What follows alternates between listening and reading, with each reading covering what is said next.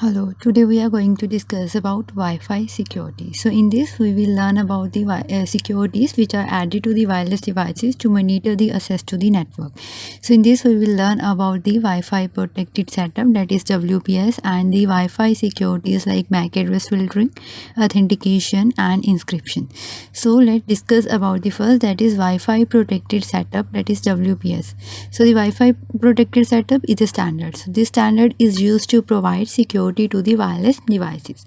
So the WPS adapt two methods to provide security. The first one is push button method and the second one is pin method. So in this, the push button method, in this the users press the button on one devices that are the WPS compatible devices and also press button on the WPS. So in this way the two devices will automatically configure themselves on the secure connection.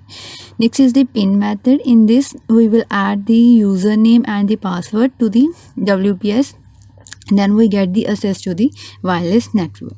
So we will discuss about the pin methods, that is the Wi-Fi securities. The IEEE 802.11 use three methods to provide security to the Wi-Fi. By these three methods are MAC address filtering, authentication and encryption. So we will learn about this in detail.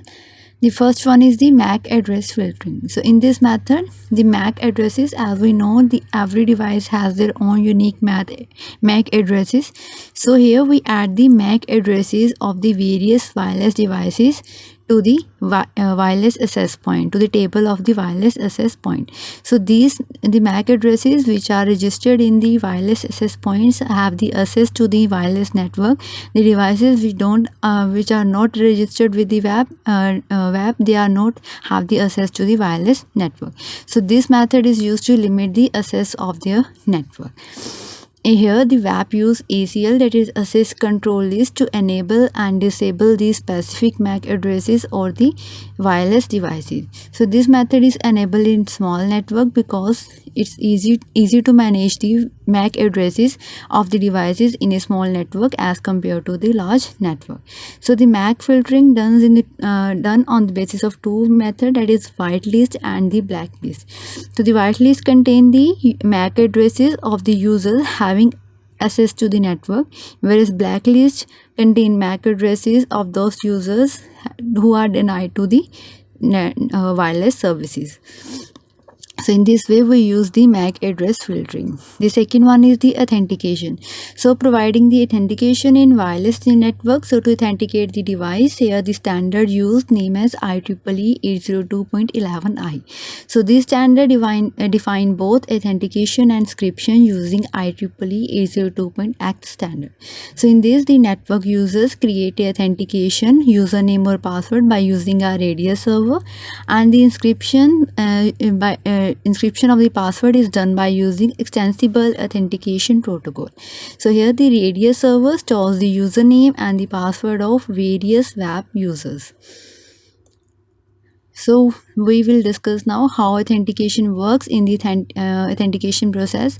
Here we know, as we seen in the diagram, there are three components like clients, NAS or the web, that is network access server or the wireless access point, and the radius server. So here how they authenticate the device or how they provide the network access to the client. So first of all, the client contact the web or the NAS to provide permission to access the network. So first of all, client contact the NAS or the web. So the NAS collect the username and the password which is entered by the client and contact the radius server which store the username and password of various web. So then radius server see if client enters the username and the password is correct or the not. So if the username or password is correct, the server send packet with access accept code. So it send the packet to the web having the access accept code and sending these access accept code to the client. The remote users get access to the web network. So in this way the users get the access to the wireless network. So in this way they are authenticated. So these are the steps to how to authenticate the user in the wireless network. So next is data encryption. So how we done the data encryption. So the data encryption is used to encrypt the packets floating or routed in the wireless network. So encryption is done by using private and the public cryptographic keys that are generated by the user or the originator of the message. So the method of data encryptions are encryption using WEP, encryption using WPA, and the encryption using WPA2. So let's discuss about this. The first one is encryption using WEP. The first of all, the WP stands for the wide equivalent privacy. So this method is the first method used to provide the security to the wireless devices. So it uses 64 or 128-bit encryption algorithm. But this method has some drawbacks, like WP required initialization vector. It means it wants extra code which is stored in the key before encryption. So hacker, if they know about the extra code, they will get the whole encryption key and encrypt the data. So this is the drawback of the encryption using WEP method. So next is encrypted keys are both static and shared. It means the static means the same keys are used throughout the session, whereas the same keys are shared or used by all network nodes. So this is not a this security point of view, this is not a secure method.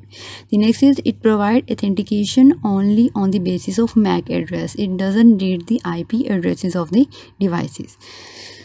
So to limit this drawback, we designed the next method, that is encryption using WPA.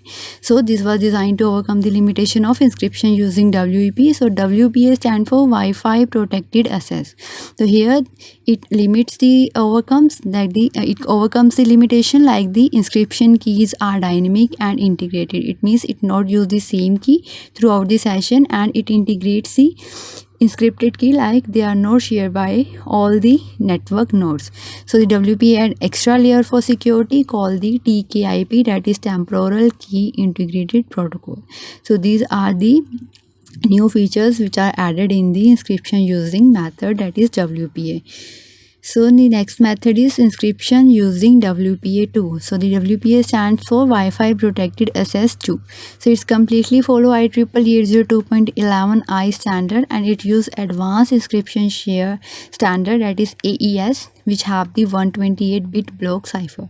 So this is the current version which is used to provide the security to the wireless devices. Here the WPA2 encryption is done by using simple version, that is WPA personal shared key, WPA PSK or WPA2 PSK. So this is currently used in the wireless networks to provide the security. So this is all about Wi-Fi security. Thank you.